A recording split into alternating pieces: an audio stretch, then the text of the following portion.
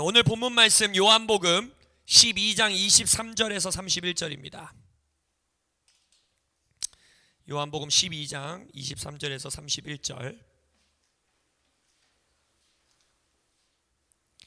요한복음 12장 23절에서 31절입니다.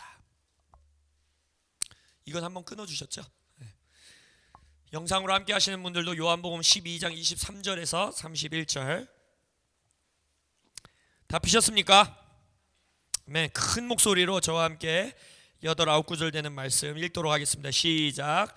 예수께서 대답하여 이르시되 인자가 영광을 얻을 때가 왔도다.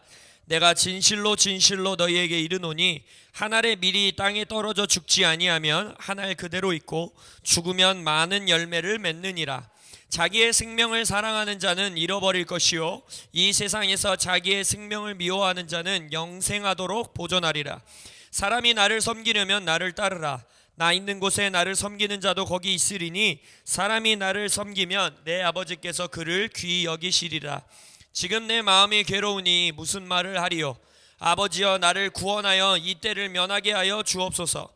그러나 내가 이를 위하여 이 때에 왔나이다. 아버지여 아버지의 이름을 영광스럽게 하옵소서 하시니 이에 하늘에서 소리가 나서 이르되 내가 이미 영광스럽게 하였고 또다시 영광스럽게 하리라 하시니 곁에 서서 들은 무리는 천둥이 울렸다고도 하며 또 어떤 이들은 천사가 그에게 말하였다고도 하니 예수께서 대답하여 이르시되 이 소리가 난 것은 나를 위한 것이 아니요 너희를 위한 것이니라. 이제 이 세상에 대한 심판이 이르렀으니 이 세상의 임금이 쫓겨나리라. 아멘. 오늘 이 본문 말씀으로 여러분들과 나눌 말씀의 제목은 세상 임금은 쫓겨났도다. 6월절 또 십자가의 진정한 의미라는 제목으로 여러분들과 말씀을 나누겠습니다. 이번 주 오는 수요일 이제 4월 8일이죠, 맞나요? 예, 4월 8일은 6월절입니다. 그날 저녁 이제 예수님이 십자가에 달리시는 6월절, 유대력으로 6월절을 맞이하게 됩니다. 6월절 사건은 우리가 출애굽기에서 처음 이제 보게 되는데 참으로 드라마틱하고 영화로 만들어도 손색이 없을 놀라운 하나님의 역사였지요. 그래서 여러분들이 많이 보셨던 드림웍스의 그 이집트 왕자 그 애니메이션만 보더라도 막 그 죽음의 그 천사가 막 검은 연기가 쭉 날아다니면서 그 피바른 이스라엘 백성의 집을 싹 지나가고 그다음에 그 멋있는 장면이 이제 연출되잖아요. 그래서 굉장히 드라마틱한 하나님의 역사가 기록되어 있는 이제 6월절이 그렇게 시작되게 됩니다. 우리가 뭐 너무나 잘 알고 있다시피 출애굽기에서 그 한 집당 어린 양을 잡아서 그 피를 문설주에 이제 문에 이렇게 바르는 것은 우리가 너무나 잘 알고 있지요. 예수님의 십자가의 보혈, 어린 양 대신 하나님의 어린 양 대신 예수님의 보혈을 상징하고 또 예수님의 죽음, 십자가의 죽음을 상징하는 예수님의 십자가에 달리심을 예표하는 그러한 하나님의 구약시대의 역사임을 우리가 잘 알고 있습니다. 그럼 우리가 오늘 이제 다음 주는 부활주일인데 부활절을 준비하고 있고 마음 가운데 묵상하고 있는 이때에 질문해야 되죠. 도대체 이 6월절에 일어난 일이 뭐냐는 거예요.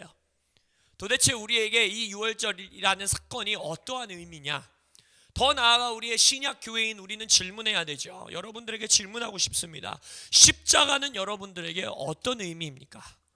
예수님이 십자가에서 달려 죽으신 것이 여러분들에게 무슨 상관이 있는 것입니까?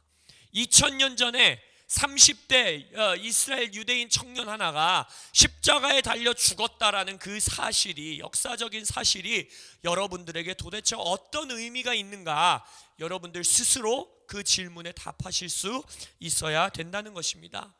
많은 분들에게 질문하면 십자가가 당신에게 어떤 의미가 있습니까? 십자가가 왜 그렇게 중요합니까? 라고 물으면 여러분들 마음속에 탁 하고 떠오르는 첫 번째 생각이 뭐예요? 내 죄를 사하여 주셨기 때문에. 할렐루야. 여러분은 의인입니다. 하나님의 의가 되신 것을 예수 이름으로 선포합니다. 그러면 왜 죄가 사하여진 게 그렇게 중요할까요? 죽어서 지옥에 가지 않으니까. 너무나 중요한 사실이에요. 할렐루야. 우리는 천국 가리 영혼들임을 예수 이름으로 선포합니다. 그러나 과연 그것이 이 십자가의 모든 의미일까? 그것을 오늘 여러분들과 나누기 원하다는 것입니다. 우리가 알다시피 구약에 하나님께서 기록해 놓으신 많은 역사들, 그리고 구약의 상징물 같이 등장하는 많은 이야기들, 이런 것들은 우리가 알다시피 하나님의 구원의 경륜, 더 나아가 예수님을 통해 완성하실 하나님 나라의 역사를 미리 예표하는, 그림자같이 보여주는 모형이고 예표이고 상징인 것을 우리가 잘 알고 있습니다.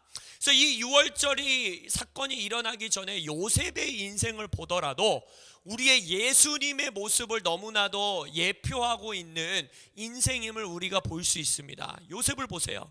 그 죽음의 구덩이에서부터 구원돼요. 다시 살아나 이제 애굽 땅으로 들어가게 돼서 죽음에서 생명으로 살아나는 그 상징적인 경험을 하고, 또 막 십자가를 감옥에 들어가고, 그래서 많은 주감과 같은 시간을 통과한 이후에 한 나라의 총리, 왕과 같은 자가 되죠.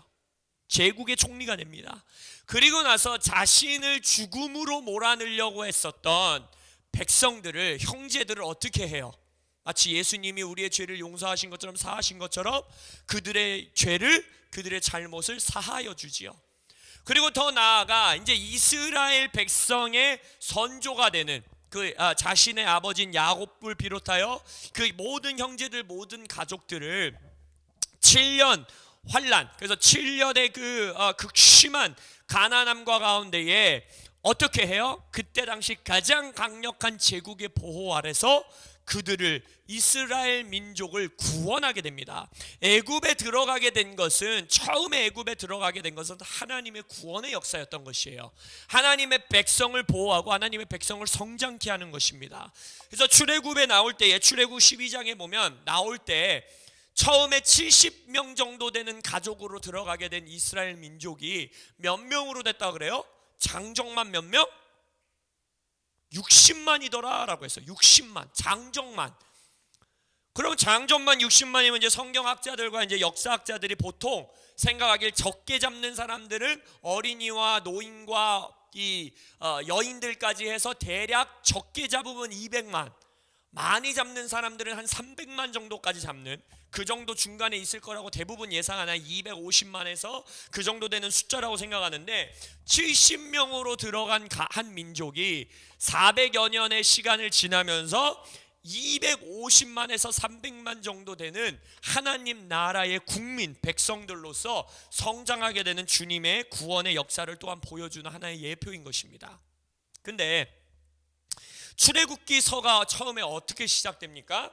1장 8절에 보면, 그렇게 하나님의 구원의 역사를 경험하는 애굽 땅에서 경험했던 민족에게 요셉을 알지 못하는 새 왕이 일어나 애굽을 다스리니라 라고 하면서 출애굽기의 여정의 스토리의 서론을, 하나님이 프롤로그를 싹 성령님이 기록하십니다. 이것이 바로 유월절이 의미하는 예수님의 십자가의 구원을 경험하기 전에 우리의 인생인 것이에요.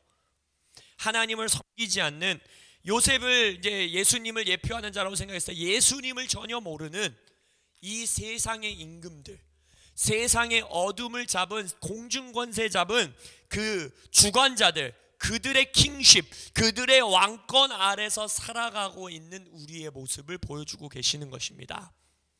아담은 처음에 하나님께서 창세 때에 창조하신 이후에 아담에게 명령하신 것이 뭡니까? 온 우주를 통치하시는 진정한 왕이신 하나님의 왕권 아래, 그 다스림 안에 네가 정렬되어 살아감으로 인하여서 내가 너에게 복을 주노니, 그 복은 뭐였어요?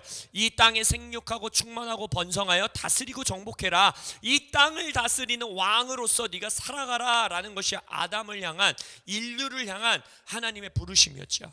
우리가 잘 알다시피 아담은 하나님의 왕권을 자기 스스로 의지적으로 벗어나게 됩니다. 그래서 아담이 그 왕권을 벗어난 이후에, 하나님의 왕되심을 벗어난 이후에 인류들 가운데에 서로 질문하게 된 것이 뭐예요? 이제 누가 왕이냐는 거예요. 누가 다스리는 자로서 살겠냐는 거예요. 이 땅의 주인이 누가 되겠냐는 거죠. 그래서 인류의 역사는 창세기 3장에 아담이 하나님의 통치를 벗어난 이후에 이제 기록되는 인간의 역사들은 뭐예요? 힘센 자가 왕이 되는 거예요. 그래서 니므롯이 나오고, 거인이 등장하고, 네피림 족속이 등장하고, 그리고 나서 이제 바벨로 시작하여서 계속해서 성경 역사를 통하여서 이제 하나님의 나라를 대적하는 제국, 힘으로써 이 땅을 통치하는 제국들의 역사가 시작되게 됩니다. 바벨탑, 바벨로부터 시작하여서 애굽, 아수르, 갈대아 바벨론, 그 다음에 뭡니까? 메데바사, 페르시아 제국, 그리고 나서 헬라 제국, 그리고 나서 로마 제국까지 이르는 것을 통하여서 하나님은 이 땅 가운데에 하나님의 통치를 벗어난 땅의 제국들, 힘의 논리로 이 땅을 통치하는 그러한 제국의 역사를 우리에게 보여주십니다. 지금 현대사회는 물론 우리가 힘세다고 해서 군사력이 많다고 그래서 아무 나라가 다른 나라에 쳐들어가서 이때 제국시대와 같이 땅을 정복하진 않습니다. 그러나 현재도 동일한 이 땅의 인간의 역사는 지속되고 있습니다. 이제는 우리의 힘을 뭘로써 말합니까? 돈, 경제력, 또 뭐가 있어요? 국민의 숫자, 또 뭐가 있습니까? 심지어는 나의 외모까지도 우리의 힘이 되고 우리의 도구가 되어서 남을 밟고 일어서는, 남을 지배하는 도구로서 우리는 사용하고 있다는 것입니다. 그래서 그 아담이 하나님의 통치를 벗어난 그때부터 인간의 제국들의 역사 가운데에 하나님은 뭘 시작하신 거예요? 나의 나라, 당신의 나라를 시작하신 거예요. 당신의 나라 이스라엘을 선택하심으로써 내가 이 나라를 통해 샘플 국가, 모델 국가를 보여주겠다라는 거예요.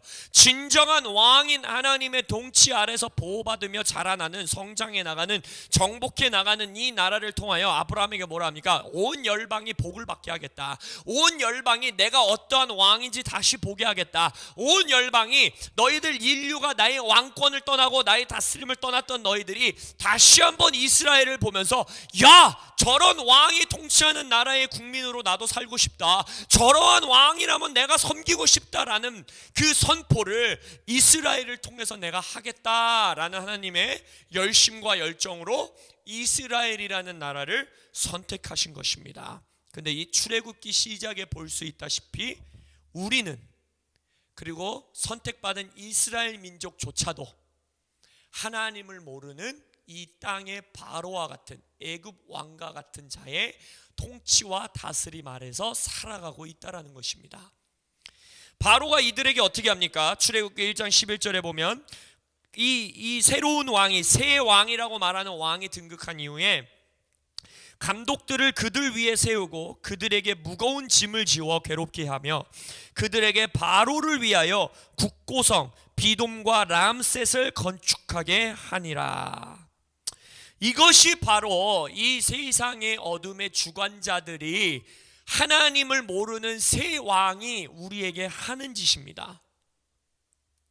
우리가 마치 우리의 힘으로, 우리의 노력으로, 돈과 성공과 세상 문화 안에서 내가 높아지기 위해서 살아가는 것 같지만 그 모든 것들은 이 어둠의 왕이 우리에게 무거운 짐을 지어주는 것이고 괴롭게 하는 것이고, 그나마 우리가 뼈 빠지게 열심히 일하고 최선을 다해 근면성실하게 일해도 우리가 쌓고 있는 성은 뭐라는 거예요? 바로의 국고성 비돔과 람셋을 우리는 건축하며 살아가고 있다는 것입니다. 우리의 수중에 떨어지는 것은 결국 어느 정도다? 뭘 받고 살아가는 것이다? 아까 출애굽한 민수기에서 이스라엘 민족이 불평했던 것처럼 겨우 애굽의 고기, 생선과 오이, 참외, 부추, 마늘, 파, 이 정도를 먹어가면서 그것을 만족하는 인생으로 살아가고 있는 구원 전에, 유월절 전에 우리의 인생이라는 것입니다. 돈 걱정, 내일에 대한 걱정, 나의 자녀 걱정, 건강 걱정, 학업 걱정, 나의 일터에서의 걱정, 이것으로서 우리를 짓누르고 노예 생활을 하게 하는 왕의 통치 아래서 우리는 살아가고 있다라는 것입니다. 그래서 여러분들에게 결론부터 말씀드리면 유월절의 진정한 의미, 예수님의 십자가의 진정한 의미는 무엇이냐? 우리의 인생을 다스리는 왕의 교체를 의미합니다. 우리의 삶을 다스리고 있는 킹십, 왕권의 교체, 그것이 바로 유월절의 역사의 의미이고 십자가의 죽음의 의미인 것입니다. 그래서 우리의 유월절과 십자가에서의 예수님의 죽음은 단순히 우리의 죄를 깨끗이 용서해 주셔서 우리가 죽으면 천국 가게 해주셔 라는 의미에 머물지 않는다는 것이에요. 바로 유월절의 의미, 십자가의 의미는 뭐냐면 애굽의 종살이를 하고 있던 우리가 아무리 인생에서 열심히 일해봤자 바로의 국고성을 지으면서 살아갔어야 되는 인생으로부터, 노예 생활로부터 우리를 자유케 하셨다. 그것이 바로 십자가의 의미인 것입니다. 그래서 이제는 더 이상 우리는 국고성 리암셋과 비돔을 지으며 살아가는 인생을 살지 않아도 된다는 것입니다. 아니, 그 인생을 살아서는 안 된다는 것입니다. 왜냐? 우리는 이제 다른 왕을 섬기는, 다른 제국의, 다른 킹덤의, 다른 나라의 시민과 국민과 군대가 되었기 때문인 것입니다. 그래서 오늘 우리가 요한복음 12장의 본문으로 보았던 12장 31절에서, 오늘 12장에서 예수님 뭐라는 거예요? 이제 내가 인자가 영광을 얻을 때가 됐는데 내가 미랄과 같이 죽어야 된다라는 거예요. 내가 미랄과 같이 죽으면서 내 생명을 사랑하지 아니하고 생명을 미워함으로써 내가 이것을 버려야 된다라는 거예요.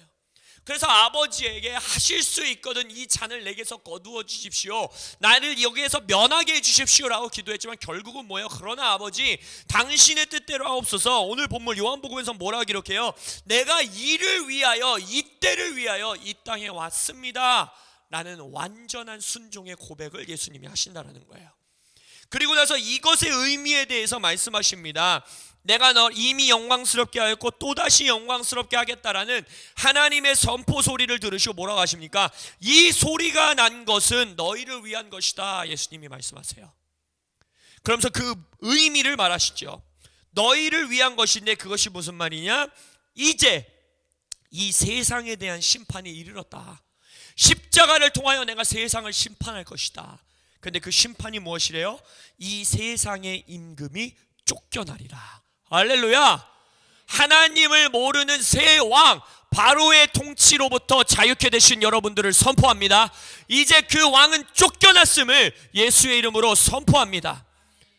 근데 문제는 유월절을 경험한 출애굽한 이스라엘 백성과 동일하게 우리가 여전히 우리의 인생 가운데 십자가를 따르는 예수님의 제자, 십자가를 따르는 교회라고 말하면서도 여전히 나는 바로 아래서 살아도 좋으니 그 아래서 조금 남들보다는 덜 힘든 노동하게 해주시고, 조금만 더 편한 인생 살게 해주시고, 조금만 고기 더 먹게 해주시고, 조금만 더 맛있는 음식 먹으며 살게 해주세요 라고 기도하며 우리의 왕을 따르고 있다는 거예요.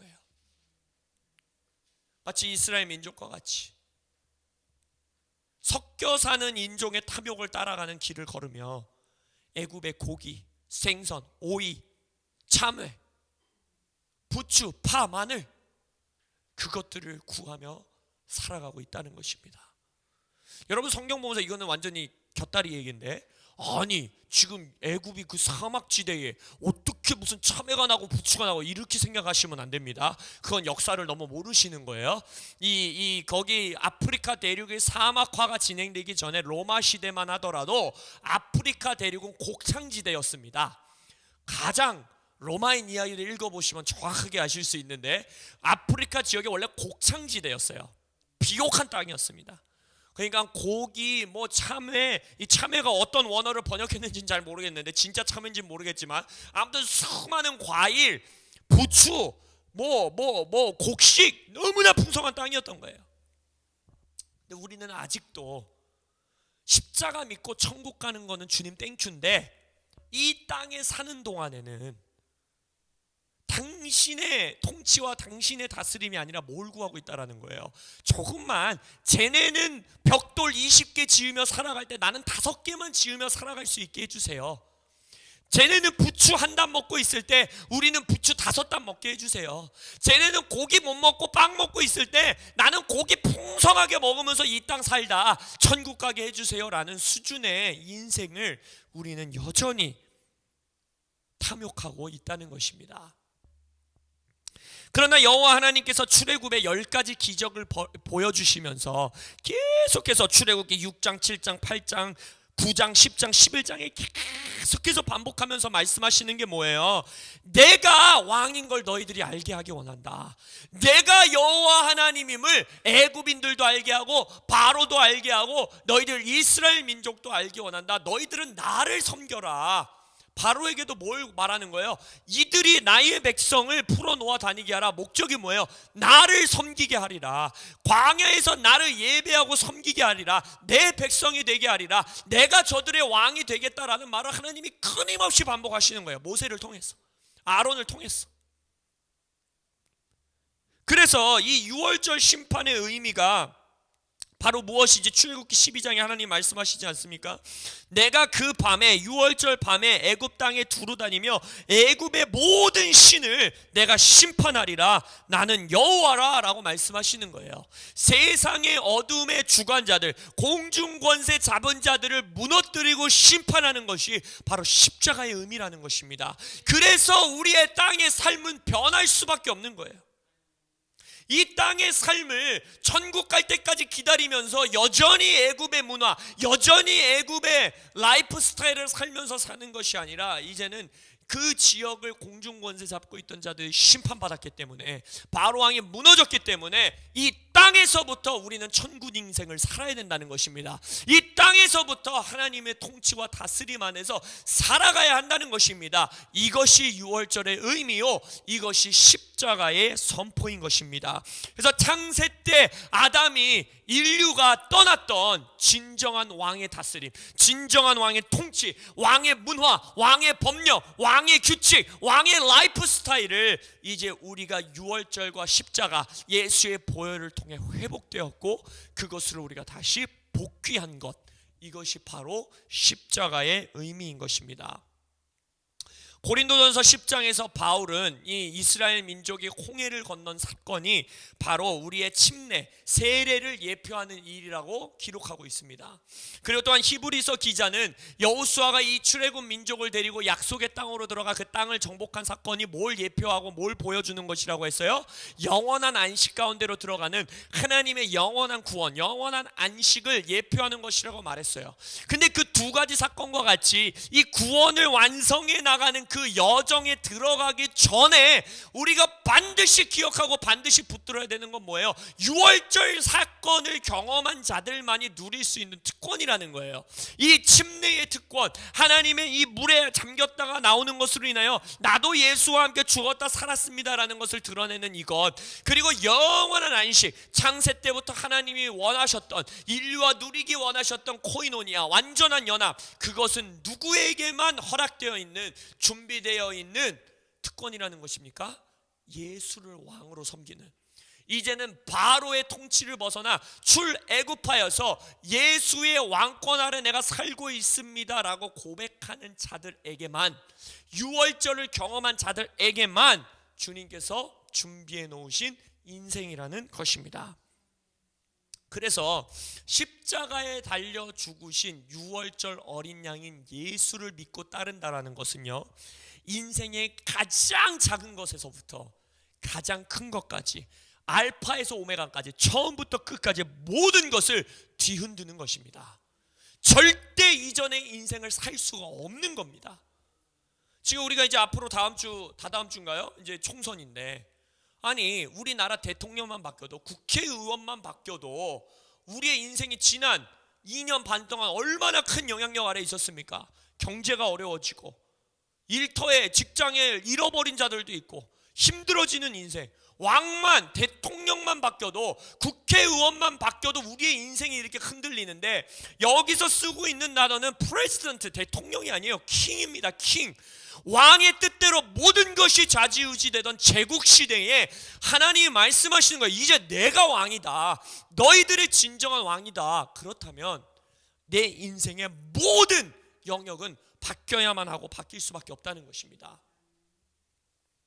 돈을 어떻게 쓰고, 나의 경제 원리, 무엇을 보고 듣고 무엇을 즐기고, 내 여가 시간에는 무엇을 하고 생활하고, 내 자녀 양육은 어떻게 하고 자녀 교육은 어떻게 할 것이고, 내가 결혼 생활은 어떻게 하고 부부관계는 어떻게 끌어가고 내가 누구랑 결혼하는지 어떻게 우리가 데이트를 해야 되는지 정치적인 신념은 무엇인지 정치적인 색깔은 무엇인지 내 사고방식은 무엇인지 내 태도는 무엇인지 내 말투는 무엇인지 내가 내 건강을 어떻게 하고 이 모든 것들이 삶의 모든 영역이 새로운 왕의 통치 아래서 영향받아야만 하고 바뀌어야만 한다는 것입니다. 이전 모습 그대로 살 수 없는 것입니다. 이제는 우리에게 새로운 문화, 새로운 법, 새로운 라이프 스타일, 새로운 통치 아래서 살아가는 인생, 이것이 바로 유월절과 십자가의 진정한 의미인 것입니다. 아까 성경에서 봤듯이 애굽 왕 바로는요, 세상의 어둠의 주관자는요, 자신의 성을 쌓도록 우리를 써먹고 사용해먹고 부려먹고 우리에게 짐을 지우고 무거운 노동을 하게 하고 우리를 핍박하고 억압합니다. 그러나 우리의 왕은, 우리의 통치자는 어떻게 하십니까? 신명기 10장 13절에 내가 오늘 너의 행복을 위하여 너에게 명하는 여호와의 명령과 규례를 지킬 것이 아니냐. 하나님의 율법, 하나님의 법, 하나님의 규례, 하나님의 문화는요, 우리의 행복을 위한 것이라는 거예요.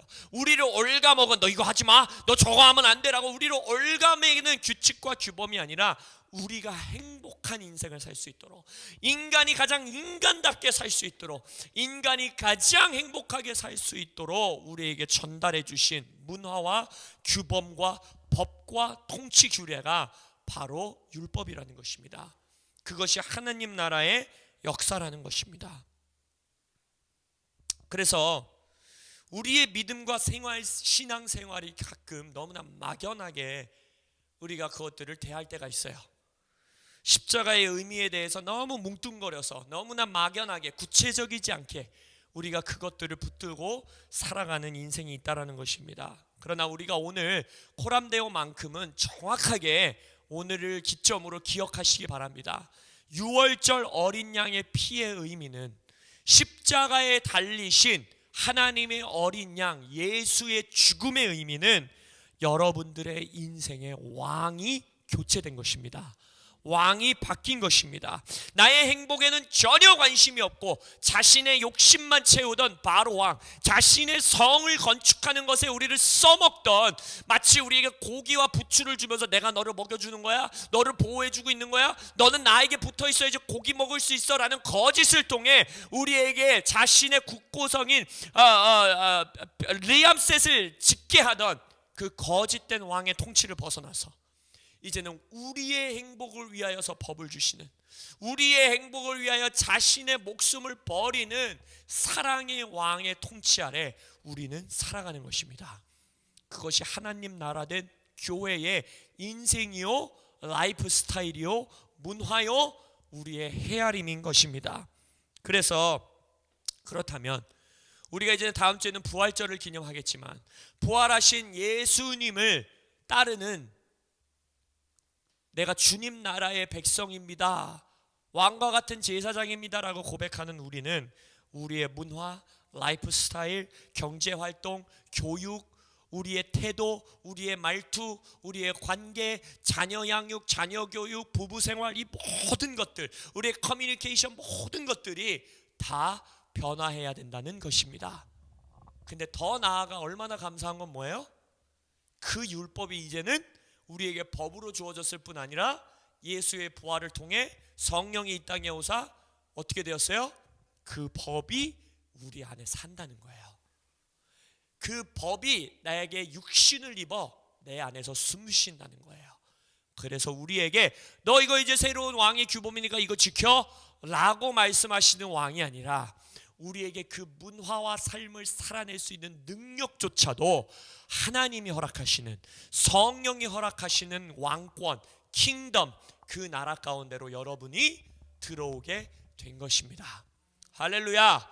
이 땅에서도 하나님 나라 천국의 인생 사시는 여러분들 되시길 예수의 이름으로 축원합니다. 이것이 우리의 유월절의 의미요, 십자가의 의미입니다. 올해 유월절에 대해서 척피어스 목사님께서 예언하신 말씀을 여러분들에게 좀 읽어드리고, 이 유월절을 좀 우리가 이제 수요일이지만 기도하면서, 우리가 이번 주 목금토 또 모여서 기도하잖아요. 이 6월절의 시즌을 좀 지나기 원합니다. 2020년 우리가 역대하 20장 20절 말씀을 붙들고 하나님의 선지자가 하는 말을 신뢰하는 자들이 성공하겠다, 여호와를 신뢰하는 자들이 굳건히 서겠다라고 하신 그 말씀을 붙들고 여러 선지자 목사님들을 통해 선포하신 예언의 말씀들을 우리가 붙들고 지금 1월부터 계속해서 기도해 오고 있습니다. 여러분도 하나님의 선지자들의 말씀을 신뢰하십니까? 아멘. 이번 올해 6월절에 대해서는 척 피어스 목사님께서 실은 작년 9월서부터 한국에 와서도 예언하셨고, 또 여러 SNS라든지 또 여러 미국에 있는 세계 열방에 있는 집회를 통해서 여러 번 선포하셨어요. 올해 2020년, 그러니까 2019년 9월부터 선포하신 거죠. 2020년 이 6월절이 너무 중요한 6월절이 될 것이다 라는 예언하셨는데, 이것을 좀 정리한 글들이 있기 때문에 여러분들과 나누고 우리가 좀 기도하기 원합니다. 척표스 목사님의 글입니다. 저는 척표스 목사님이죠. 저는 올해가 진짜 6월절이 될 것이라고 작년 9월서부터 예언하였습니다. 물론 우리가 여러 차례 6월절을 기념했지만 성령님께서는 올해야말로 우리가 진실로 6월절을 이해하게 되는 한 해가 될 것이라고 말씀하셨습니다. 성령님께서는 역병이 이 땅을 칠 것이며 2월부터 3월, 4월이 마치 지옥을 통과하는 시간과 같을 것이라고 말씀하셨습니다. 하지만 성령님께서는 어느 나라가 6월 하는지, 6월이 pass over, 넘어가다라는 뜻이잖아요. 넘어가는지를 지켜보고 계십니다. 그런 다음 저는 진짜 문제는 경제적인 재배치가 되리라는 것을 보았습니다. 그래서 만약 우리가 예수님의 보혈을 기뻐하고 기념한다면 지금 이 나라들을 묶고 있는 죽음의 구조가 6월절에 바뀔 것입니다. 저는 그분의 보혈을 기뻐하고 기념하며 그분을 인정하는 나라의 사망자 숫자가 6월절 이후부터 줄어드는 것을 봅니다. 하지만 기억하십시오. 이스라엘 백성들이 6월절을 통과했음에도 그들은 40일 동안 자신들이 받아야 할 약속으로 밀고 들어가야 했습니다. 하지만 그들은 이 40일 기간 동안 큰 어려움을 겪었고 결국 약속은 40년 뒤로 늦춰지고 말았습니다. 저는 이 40일 기간 동안 어떠한 늦춰짐도 없게 되기를 선포합니다. 이것이 성령님께서 제게 감동하여 말씀하게 하신 예언의 말씀입니다. 용기를 내십시오. 우리는 끝내 이겨낼 것입니다. 할렐루야. 이번 6월절이 정말 우리의 작게는 첫째로는 우리의 인생의 왕이 교체된 것, 진정한 왕의 통치 아래로 들어갔다는 것을 기억하는 6월절이 되기를 예수 이름으로 선포합니다. 하지만 더 나아가 지금 이 척표스 목사님이 작년 9월부터 예언하였듯이 이 역병, 이 전염병 가운데 영향력 아래 지금 놓여져 있는 이 수많은 대한민국을 비롯한 열방 가운데에 정말 이 6월절 예수님의 보혈의 피를 기념하고 기억하는 그러한 교회들이 일어나기를 예수 이름으로 축원하고 선포합니다. 그래서 여러분들도 이 6월절을 기점으로, 수요일을 기점으로 40일이라는 시간 동안에 좀 여러분들 각자가 생각하면서 감동에 따라 하나님을 좀 더 구체적으로, 좀 적극적으로 하나님 앞에 나아가고 예수님의 십자가와 부활을 선포하는 좀 40일을 보내시기를 예수의 이름으로 축원합니다. 그래서 저도 40일의 시간 동안에 좀 금식하면서 기도하는 시간을 가지려고 하는데, 여러분들도 각자의 방식대로 뭐 한 끼 금식도 좋고 두 끼 금식도 좋고, 저는 20일 정도는 이제 주스 금식을 하고 나머지 20일 정도는 이제 두 끼 금식을 하려고 하는데, 여러분들도 각자의 모습으로 이 40일 시간 동안에 시간을 정해놓고 기도하셔도 좋고, 시간을 정해놓고 성경을 읽으셔도 좋고, 금식하셔도 좋고, 좀 이 6월절 시간 우리가 좀 돌파하기 원합니다. 할렐루야.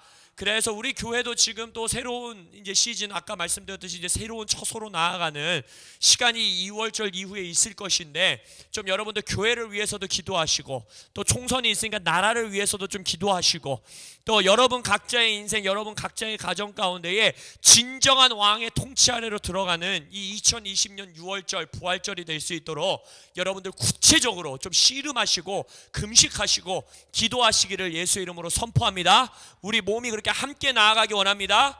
할렐루야. 아멘. 그래서 오늘 우리가 6월절 십자가를 기념하면서 좀 성찬하기 원합니다. 장로님 준비해 주십시오.